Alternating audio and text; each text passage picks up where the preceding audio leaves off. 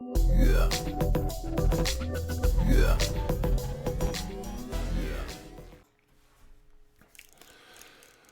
So the pitfalls of the Peter Principle, and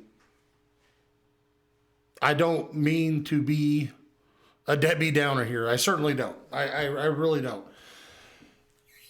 Some of the pitfalls of the Peter Principle are, well, not some of, all of. We look at our staff. Let's say we have a staff of 8,500 people, whatever it is, right? You're consolidating, you're diluting the talent pool for that position to how many ever people you have. I mean, there's a whole world of people out there that have different talents and abilities and skill sets and bring something extra to the table. Outside of the 80 people, you're looking through a tunnel right now at who would best suit this position based on these people. If I came to you and I said, I'm going to cook you a steak, but you have to pick between these proteins, and all I had on the table was a hot dog, a hamburger, and a shrimp, what's going to make the best steak, right? And that's what we're talking about. I'm not saying that you don't have the right person currently in your organization. High likelihood that you do.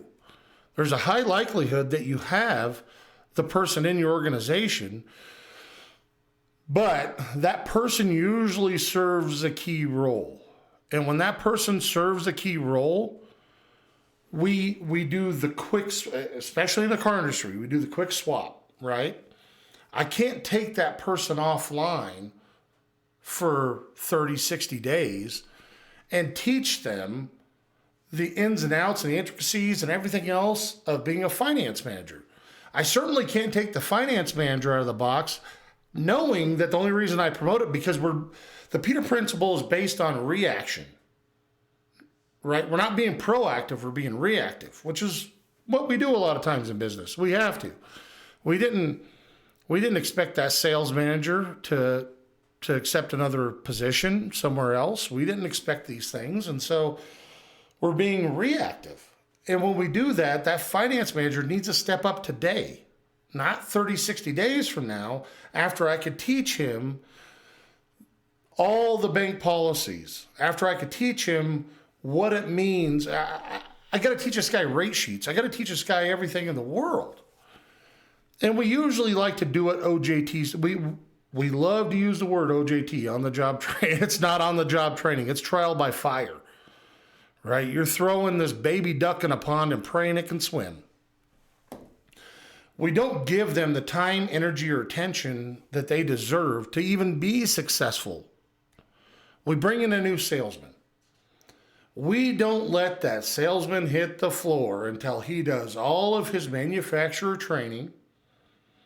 We don't let him hit the floor and even take an up, right? We don't even let him talk to a customer until he's followed around a senior salesperson splitting deals left, right, and sideways for weeks on end.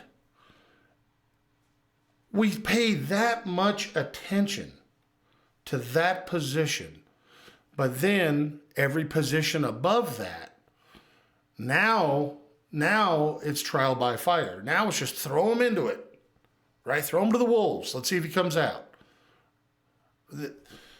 We're not breeding Leonidas here. He's not going to go off into the wild, defeat a wolf, and come back. And sometimes, I digress. Sometimes that does happen. Certainly happened to me. It's happened to some people that I know, but it's so rare. It's so rare. So we took all of this time to teach them that one part of the job before we let them do it. And then we expect them to lead those same people with no training. That's one pitfall. The second pitfall is if I'm a prospective employee and I walk in and you say, hey, we hang our flag here all the time.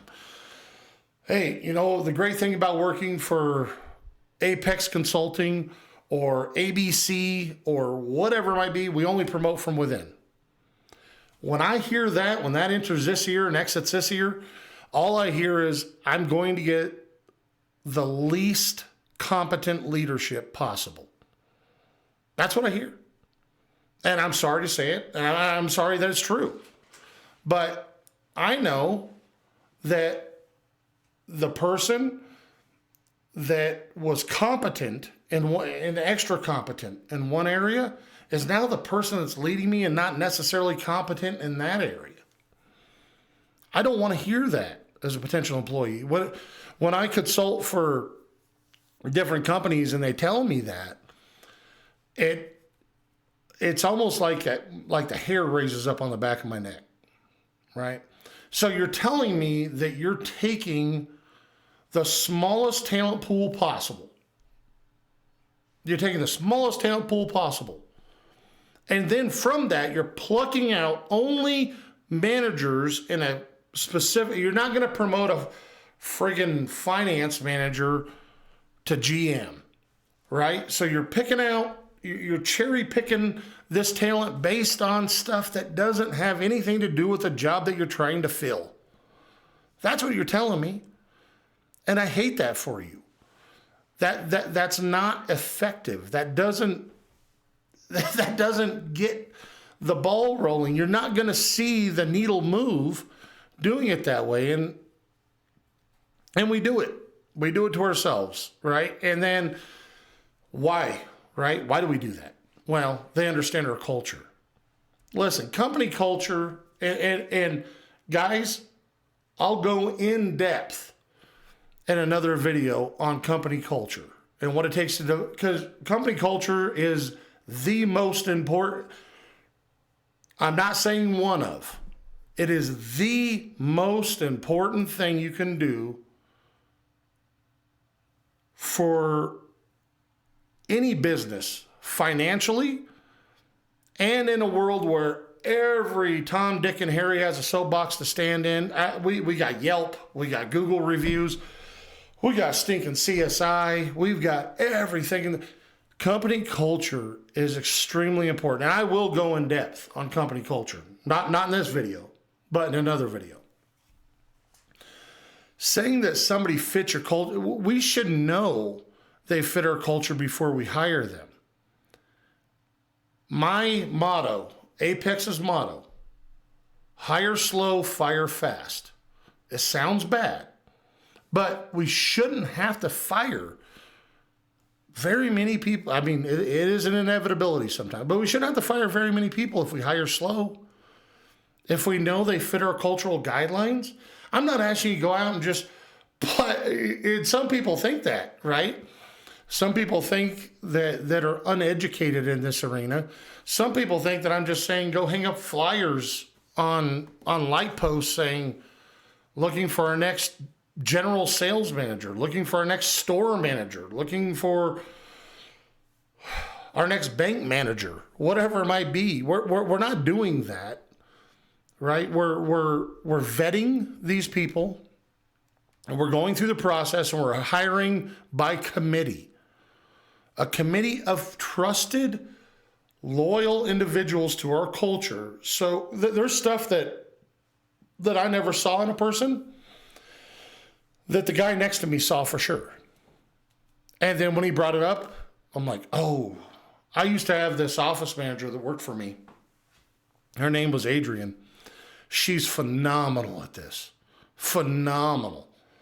We would bring people in, and I'd be like, yep, that's the guy, or that's the gal, and Adrian would go, and then she would tell me something, and then I would reflect back, and I'd be like, oh, you know what? You're right, because I'm ultra optimistic about everything. That's one of my downfalls. I'm a very optimistic person. And hire by committee, hire slow, fire fast. That's what we got to think about. So the whole idea of, well, this person already knows our culture. I could teach anybody a culture, especially if I'm the one doing the hiring. I know if they already fit into that culture or not. Teach them the job. That's of equal importance to me is, can they do the darn job? You want to see somebody fall out of culture real quick? Promote somebody, don't train them, put them in that position, and watch how quickly they become a pessimist. Over and over and over. And pretty soon, because that's what we've done for years and years and years, and our hierarchy is that way, your culture's gone now. Now you don't have it. So, hire slow, fire fast. That's what that's a quick little piece of advice in the pitfalls of the Peter Principle. And then here's the other thing, and it's not necessarily a pitfall. It can be good if it's done right. One of our other pitfalls that we deal with is we want some internal competition, but we want to promote a team atmosphere, right? Your second string running back will always back up your first string running back. That's just the nature of the beast. We need him out there at fullback, sometimes blocking for the running back. What we don't want is all this backstabbing. This guy did this guy did that. And you get a lot of that when everything is that tiny. There's that, everything that happens in a small town is everybody's business. And there's no smaller town than your organization, right? We're talking 80 to 100 people. Imagine living in a town of 80 to 100 people, everybody doing the same thing. Nobody wins in that scenario. Nobody wins. Everybody knows Brad and Jacqueline are up for promotion because we have to fill this role, right? The finance manager, something happened, and the finance manager has to be replaced. And we got these two people because of the two best salespeople on the sales floor. Watch what that happens and the cancer that creates on your sales floor by doing it only that way. The great thing is I have the answers to all these problems and all these pitfalls, and I can help you avoid every single one of these things. And it's really two simple answers. It's two simple answers. It takes time and it takes a lot of attention, but you'll be well served and you'll have the best butt in the seat at the end of it. And that's really all we're trying to do. I've always said, as a general manager, if I can plus up any position, I'm going to do it. I couldn't imagine feeling like there was no plussing up that position.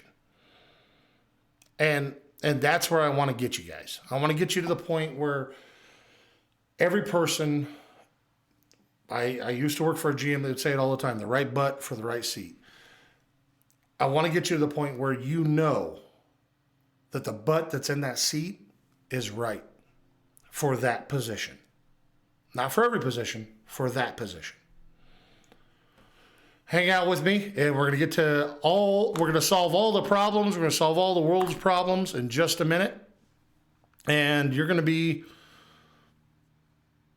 surprised. You're going to be surprised.